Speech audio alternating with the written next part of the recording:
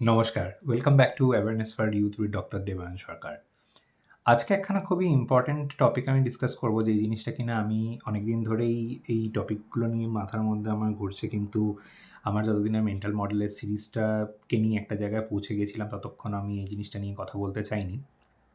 But আমার মনে হলো যে এখন এই জিনিসটা এমন একটা পিক পজিশনে পৌঁছে গেছে যে এই জিনিসটা নিয়ে কথাবার্তা বলাটা এখন খুব ইম্পর্টেন্ট এবং দরকার।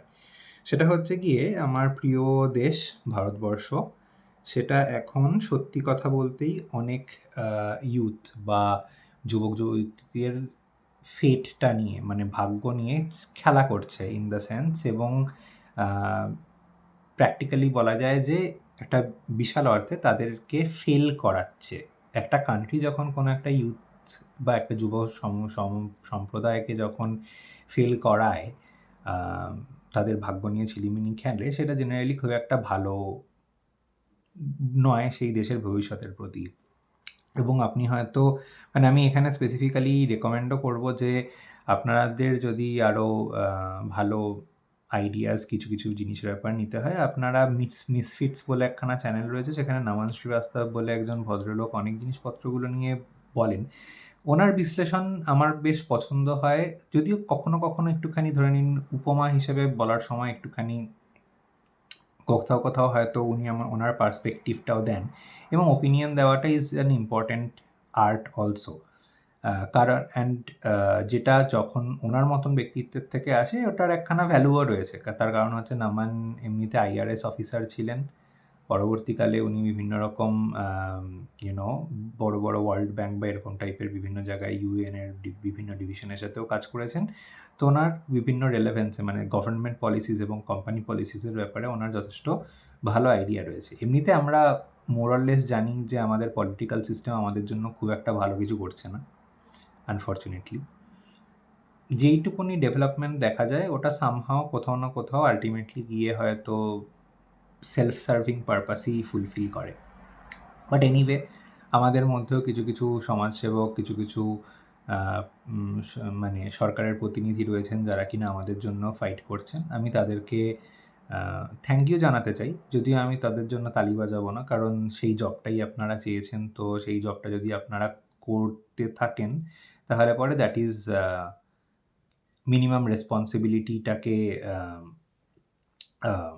কমপ্লিশন করার পয়েন্ট অফ ভিউ থেকে সেটাকে আমি তার জন্য থ্যাংক ইউ বলতে পারি। কিন্তু তার জন্য আমি আলাদা করে খুব যে উচ্ছ্বসিত প্রশংসা করব সেরকম ব্যাপারটা নয়।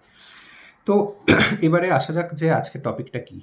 কীভাবে ইন্ডিয়া তার ইউথকে ফেল করাচ্ছে?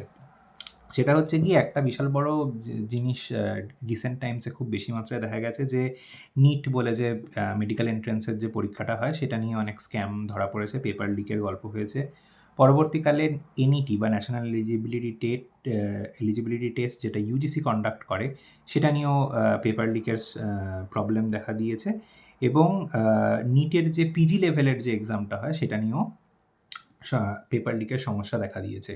এবং এই সব কিছুতেই কখনো ডিমান্ড করা হয় যে এটা একটা খুব লোকালাইজড ব্যাপারটা হয়েছে, কিন্তু সেটা হয়তো লোকালাইজড নয়, ইট ইজ মাচ ব্রডার। এবং এই ইন্ডাস্ট্রিটা এমনভাবেই কাজ করে unfortunately, because of the coaching centres এবং যেই পরিমাণে রেভিনিউ ওরা জেনারেট করে, সেই অ্যাঙ্গেল থেকে এটা খুবই চিন্তাজনক বিষয় যে এই ইন্ডাস্ট্রিটাতে কত হাজার অ্যাকচুয়ালি হাজার কোটির কাছাকাছি টাকার সার্কুলেশন হয়, এবং যেই জন্য কিনা এই মার্কেটটা অনেক ইল্লিগাল পদ্ধতিও ইউজ করতে পারে পেপার লিকের জন্য। সো সামথিং লাইক, আপনারা হয়তো ডার্ক ওয়েবের কথা শুনেছেন। এখন কিছু প্রতিনিধি এবং কিছু সরকারি আনুষঙ্গিক সেবকরাও এসে বলছেন যে কিছু পেপার ডার্ক ওয়েবে লিক হয়ে যাচ্ছে, এবং সেটা সার্কুলেট করে আলটিমেটলি যারা সেটাকে মানে মুবলক দামে কিনে নিতে পারছে, সেরকমভাবে ব্যাপারটা লিক হয়ে যাচ্ছে।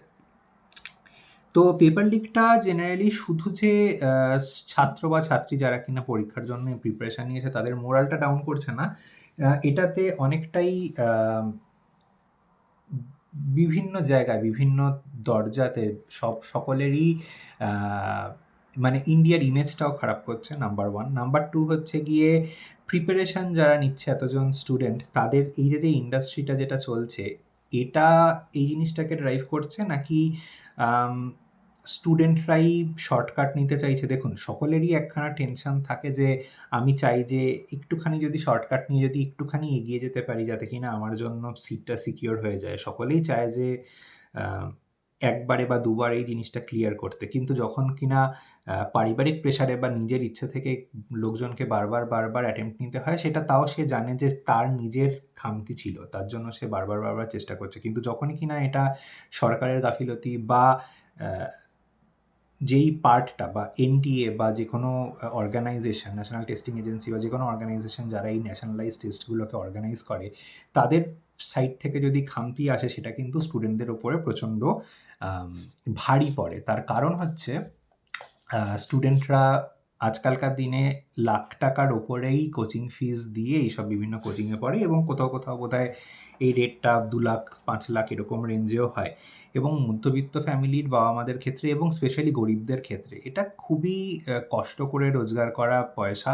তারা হয়তো আগামী বহু বছরের যেটা সুখ স্বাচ্ছন্দ্যকে স্যাক্রিফাইস করে বাচ্চাদের জন্য এইরকম কোচিং সেন্টারে ভর্তি হওয়ার ব্যবস্থাপনাটা করে দেন। কিন্তু সেই জায়গাটায় কিছু না পাওয়া খুবই খারাপ। প্লাস অনেক সময় কি হচ্ছে যে পরীক্ষা দিতে যাচ্ছে ছাত্ররা আউট অফ স্টেশন থেকে, কারণ বড় শহরে এই পরীক্ষাগুলো হচ্ছে বেশি করে। সেখানে যাওয়ার পরে হঠাৎ করে এক্সাম ক্যান্সেল করা হচ্ছে বলে তারা যে এসেছে, আসার খরচা, আসা যাওয়ার খরচা, হোটেল ভাড়ার খরচা, এই পয়সাগুলোও নষ্ট হচ্ছে বাবা মাদের এবং ছাত্রছাত্রীদের। সেকেন্ড পয়েন্ট হচ্ছে গিয়ে চাকরি নেই। আপনারা হয়তো এই পরিসংখ্যানটা শুনেছেন, আমি এক্স্যাক্ট কোট করছি না, তবে আমি এই 10 ফোল্ড ডিফারেন্সটাকে পয়েন্ট আউট করার চেষ্টা করছি যে অ্যাপ্রক্সিমেটলি 1,20,00,000 গ্র্যাজুয়েটস প্রত্যেক বছর জব মার্কেটে ঢোকে, এবং পজিশন অ্যাপ্রক্সিমেটলি 12 লক্ষ মতন ম্যাক্সিমাম হয় প্রত্যেক বছরের অ্যাভেলেবিলিটি অনুসারে। কিন্তু 12 লক্ষটাও যে সবসময় যে ঠিকঠাক করে ফুলফিল হয় তা নয়। আমাদের দেশে প্রবাবলি সামওয়্যার অ্যারাউন্ড 10 থেকে 30 লাখ ওপেন ভ্যাকেন্সিজ রয়েছে সরকারি দপ্তরেও, কিন্তু সেগুলোও ফিল আপ করা অতটা হচ্ছে না, কারণ রিক্রুটমেন্ট ড্রাইভটা সেরকমভাবে সরকারের থেকে আসছে না। কারণ সরকার জানে যে আমি যতক্ষণ এই সিটগুলো খালি আছে, ততক্ষণ যদি অন্য কারোর ওপরে, অন্য কোনো সরকারি আধিকারিকের ওপরে যদি চাপ দিয়ে যদি কাজটা আদায় করে নিতে পারি, তাহলে পরে সরকারের পকেটের জন্যই ভালো। কিন্তু মোদ্দা কথা হচ্ছে যে দুনিয়া দেখছে এরকম ফল্টগুলো, এবং এতে ইমপ্রেশনটাও খারাপ হচ্ছে দুনিয়ার কাছে। এই যে fair and square way of এই এক্সামগুলো যেগুলো হতো, যেটা ডিগ্রির যেটা দাম ছিল, সেই ডিগ্রিটার দামটা ফল করছে। এবার ধরে নিন রিজার্ভেশনের কনসেপ্টটা, রিজার্ভেশন যদিও মেডিকেল এবং ইঞ্জিনিয়ারিংয়ের কিছু জায়গায় অতটা প্রযোজ্য নয়, মানে লোকজন যেরকমভাবে প্রচার করে সেরকমভাবে হয়তো হয় না, কিন্তু স্টিল এই জিনিসটাতে মনে রাখতে হবে যে মেডিকেল এবং ইঞ্জিনিয়ারিং আর টু ভেরি ক্রুশিয়াল এরিয়াস শিক্ষা ব্যবস্থা, শিক্ষা প্রণালীর, যেখানে কিনা আমরা কিন্তু কম্পিটেন্ট লোকজনকেই আগে এগিয়ে যেতে দিতে পারি। যদি কম্পিটেন্ট না হয়, তাহলে পরে সেটা দেশের জন্য ডিজাস্টার্স হতে পারে। এবং সেটার ব্যাপারে আই থিঙ্ক শুধু ইঞ্জিনিয়ারকে দোষ দিলে হবে না, শুধু ইঞ্জিনিয়ার নয়, কন্ট্রাক্টর এবং বিল্ডার যারা ইনভলভ রয়েছে তারাও এগুলোর জন্য দায়ী। আপনারা হয়তো এখন খুব রিসেন্টলি ইন্দিরা গান্ধী এয়ারপোর্ট, যেটা দিল্লিতে, সেখানে টার্মিনাল 1-এ যেই ছাদটা কোলাপস করেছে অতিরিক্ত বৃষ্টির জন্য, সেই জিনিসটার অবজারভেশনটা নিশ্চয়ই আছে। কিছু লোকজনের প্রাণ গেছে।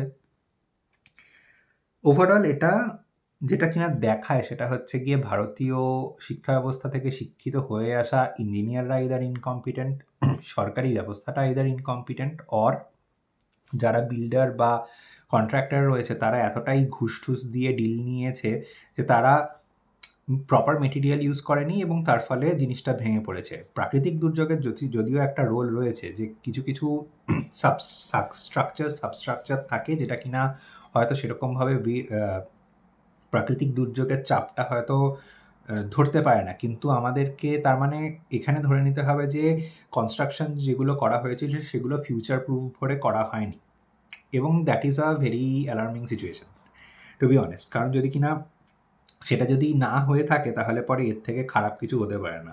তার মানে আপনি কোনো রকমের কনস্ট্রাকশনকেই লং টার্মের জন্য বিশ্বাস করতে পারবেন না। তার মানে প্রত্যেক কটা জিনিসই 15 বছরে আবার রিকনস্ট্রাকশন করা উচিত। সেটার যে বাজেট ওয়াইজ সেটার যে অর্থনৈতিক ইমপ্লিকেশন দেশের জন্য রয়েছে সেটা বলা বাহুল্য যে প্রচণ্ডই খারাপ। এক্সাম পেপারস কিন্তু শুধু বিজেপি গভর্নমেন্টের সময়ই লিক হচ্ছে না, এটা আগেও লিক হতো, কিন্তু তখনকার দিনে যেহেতু এত টুইটার বা বিভিন্ন রকম সোশ্যাল মিডিয়া ছিল না, তার জন্য ইজিলি জানা যেত না। শুধু যে এনটিএ পুরো জিনিসটাকে নিজের আন্ডারে নিয়ে নিল, তারপরে ব্যাপারটাকে একটুখানি পাতি বাংলা ভাষায় বলতে গেলে ছড়িয়ে লাট করছে যেটা, সেই জিনিসটার কোনো মানে হয় না। তার কারণ হচ্ছে গিয়ে যে আপনারা সবকটা দায়িত্ব নিয়ে নেবেন, তারপরে দায়িত্বটা মানে ঠিক মতন করে পালন করতে পারবেন না, এটার কোনো মানে নেই। আর শুধু ডিরেক্টর চেঞ্জ করে হবে না, তার মানে ডিরেক্টরের কাছে হাইয়েস্ট অথরিটি হয়তো থাকছে, কিন্তু আলটিমেটলি লিক ঠিক যেটা করে সেটা ডিরেক্টর লেভেলে লিক হয় না, সেটা তার নিচের যে কর্মচারী লেভেল, তার অনেক নিচের থেকেই লিক হয়। তারা হয়তো দেখছে যে আমার স্যালারি কম, আমি লিক করে যদি এককালীন যদি অনেক টাকা পেয়ে যেতে পারি, আমার নাম যদি না ছড়ায়, if I am not penalised, then সে কেউ, মানে আমাদের দেশের লোকের মধ্যে বেসিক্যালি যেটা হচ্ছে এটা কেয়ার ফ্রি অ্যাটিটিউড আছে, আমাকে না ধরতে পারলেই হলো, অন্য কারোর যা কিছু হোক হোক। সমাজ ডুবলে যে আলটিমেটলি একটা সময়ে মানে প্রবলেমসগুলো আমাদের ওপরেও আসতে পারে, এই সেন্সেশনটা জেনারেলি মানুষের খুবই কম। এবং একটা জিনিস হয়ে গেছে যে যখন যা হবে দেখা যাবে, তার ব্যাপারে আগের থেকে প্রিপেয়ার করে অত লিয়ে নেই। কিন্তু আপনি দেখুন যে যেই বাচ্চাগুলো অনেক বছর ধরে কোচিংয়ে পয়সা, টাইম আর এনার্জি দিয়েছে, এতটা স্ট্রেস নিয়ে পড়াশোনা করেছে, তাদেরকে তো ব্যবস্থা যেটা রয়েছে ভারতবর্ষে সেই জিনিসটা ফেল করছে না। তো এটা ইউথের মোরালের জন্য ভালো নয়। তখন আবার কি হবে, তারা ধর্ম, কাস্ট এই টাইপের আইডেন্টিটিতেই অ্যাসোসিয়েট করবে, তারা কোনো প্রফেশনাল আইডেন্টিটি বা সমাজের যে গঠনকারক ইউনিট হিসেবে তারা নিজেদেরকে মনে করবে না। তারাও ওই ফাইনালি গিয়ে গরু বাঁচাতে চলে যাবে, অথবা কোনো একজন মন্ত্রী বা ভদ্রলোকের জন্য জয়গান গাইতে চলে যাবে। তো এই জিনিসটা হয়তো আমাদের করা উচিত না। তা ঠিক আছে, আমি সলিউশনটাও বলে দিচ্ছি। প্রথমত হচ্ছে গিয়ে যে আচ্ছা, কনস্ট্রাকশনের ক্ষেত্রে ওটা আমার মনে হয় খুবই প্লেন অ্যান্ড সিম্পল, ব্যাপারটাকে আরও ট্রান্সপারেন্ট করতে হবে। শুধু টেন্ডারটা যে দেওয়া হচ্ছে সেই টেন্ডারের ব্যাপারটা খুব fair and square, eligibility wise দেওয়া হচ্ছে নাকি নিজের ফেভারিট পাত্রকে দিয়ে দেওয়া হচ্ছে, সেটা একটা দেখার জিনিস রয়েছে। আর এক্সামের ব্যাপারটা বলি, এক্সামটাকে আমরা জিম্যাট, জিআরই বা আমার মনে হয় সিইটি বা ক্যাটের কোনো একটা এক্সামও এরকমভাবে হয় যে অনলাইন এক্সাম হোক, লোকজন গেল সেন্টারে, সে কীরকম প্রশ্নের সঠিক আনসার দিচ্ছে সেইটার মতনভাবে একটা অ্যালগোরিদম ডিজাইন করা রয়েছে, সেরকমভাবে একটা ইনক্রিজিং লেভেল অফ ডিফিকাল্টির হিসেবে কোয়েশ্চেন হবে। কোনো ওএমআর শিটের কোনো গল্প নেই, কোনো সেম কোয়েশ্চেনের 4টে সেট বানিয়ে দেওয়া হলো, এটারও কোনো 1 বছর 4টে সেট কোয়েশ্চেন এবিসিডি সেটের মধ্যে থেকেই দিতে হবে, এর কোনো ব্যাপার নেই। যেটা কিনা খালি মাথায় রাখার দরকার রয়েছে যে যাতে কম্পিউটার থাকতে হবে। কম্পিউটার আজকালকার দিনে কম্পিউটার ব্যবস্থাপনা ইভেন যদি 1 মিলিয়ন পরীক্ষার্থী বা 10 লাখ পরীক্ষার্থী হয়, তাদের জন্য কম্পিউটারের ব্যবস্থা করা সরকারের পক্ষে খুব একটা কঠিন নয়। হ্যাঁ, হয়তো পরীক্ষার ফিজটা যেই ফিজটা দিয়ে ওরা পরীক্ষা দেয় সেটাকে আর একটুখানি বাড়িয়ে দিতে হবে। এক্সাম সেন্টারটাও র্যান্ডামাইজেশন করে দেওয়া যায়, যে অ্যাডমিট কার্ড আসা অবধি জানা গেল না যে কার কোথায় পরীক্ষা পড়বে, অ্যাডমিট কার্ড আসা গেলে পরে জানা গেল যে ওকে আমায় এই পরীক্ষা হলে যেতে হবে। তারপরে সেটার একটা বারকোড থাকবে, বারকোড স্ক্যান হয়ে সে তার কোনো একটা কম্পিউটারে অ্যালট হবে, সেখানটাতে যখন সে রোল নাম্বার দেবে তখন তার কোয়েশ্চেন আসা শুরু হবে। এবং তারপরে কোয়েশ্চেনগুলো কীরকম আসবে, যদি আপনি কোয়েশ্চেন 1-এর যদি সঠিক উত্তর দেন তাহলে পরে আপনার বিটা আরেকটু কঠিন, এরকম করে অ্যালগোরিদম অনুসারে কঠিনত্ব বাড়তে থাকবে। এতে করে আপনার যে যত কঠিন প্রশ্নের ভালো উত্তর দিতে পারবে তার তত বেশি স্কোর। তো এরকমভাবেই এক্সামগুলোকে কন্ডাক্ট করা হয়। তো এটার জন্য কিছুই করতে হবে না, যারা কোয়েশ্চেন পেপার সেট করেন তারা একটা পুরো কোয়েশ্চেনের পুল দেবেন এবং সেটার ডিগ্রি অফ ডিফিকাল্টিটা ডিফাইন করে দেবেন। এবারে সেই কোয়েশ্চেন অনুসারেই পরীক্ষাগুলো হোক, র্যান্ডামলি আসুক, বাচ্চাদের কম্পিউটার এগুলো ইজিলি করতে পারে। মানে আমাদের দেশে যে এই ক্যাপাবিলিটিটা নেই তা নয়, ইট ইজ জাস্ট যাতে কিনা একটুখানি পুরনো আর একটুখানি আধুনিকের ধাঁচ রেখে দেওয়া যেতে পারে, তার জন্যই এখন আমরা ওএমআর শিটের উপরে রিলাই করি। আমার মনে হয় এতটা রিলাই করার দরকার নেই। এবার বলতে পারেন কি এটার মধ্যে কি ফ্রড হতে পারে না?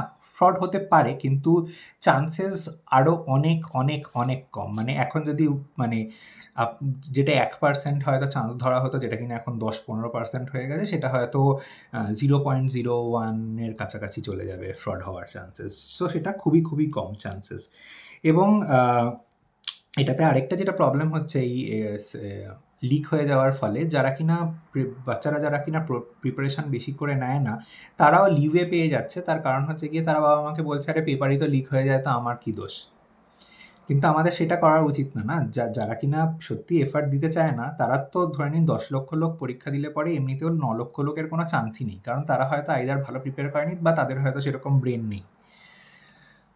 তো সেই ক্ষেত্রে যাদের সেই রকম ব্রেন নেই, সেটা তার একাডেমিক হিস্ট্রি দেখে মোটামুটি পেরেন্টসদের বোঝা উচিত। আপনাদের যেটা করা উচিত সেটা হচ্ছে গিয়ে সে অনেস্টলি কোন জিনিসটার জন্য এলিজিবল সেইটা ভেবে তাদেরকে হয়তো চেষ্টা করতে দিন বড় পরীক্ষার জন্য 1-2 বছর।